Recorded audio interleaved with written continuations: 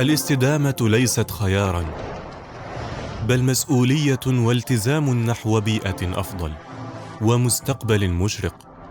في دليل للنفط نؤمن بأن بناء المستقبل يتطلب توازناً بين البيئة والمجتمع والاقتصاد، فنخطو معاً نحو عالم أخضر يعكس رؤية عمان الطموحة، وذلك برعاية وسلامة الأفراد والمجتمعات من حولنا، مجسدين ذلك في عدد من المبادرات البيئية، منها مشاركتنا في المبادرة الوطنية لزراعة 10 ملايين شجرة، ودعم العديد من برامج المسؤولية المجتمعية مع الجهات المعنية.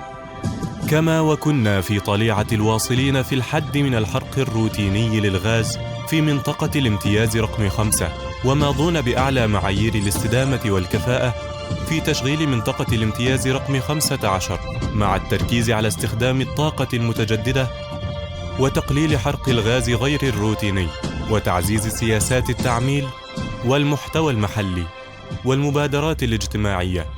نلتزم بتمكين الأفراد وتطوير المهارات لبناء مجتمع نابض بالعطاء، متفردين بتحقيق 98% كنسبة تعمين في مختلف المجالات الفنية والإدارية. وأززنا من الحوكمة بتطبيق أفضل ممارسات القطاع من تكافؤ الفرص والشفافية بين الموردين، والمحافظة على ما يزيد عن 90% من عقود الأعمال في الأسواق المحلية.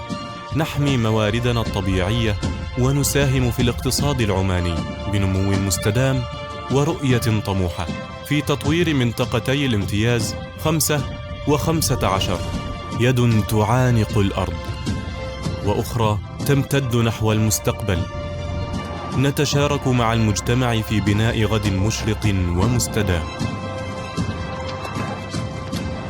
دليل للنفط، رؤية طموحة لغد مشرق ومستدام.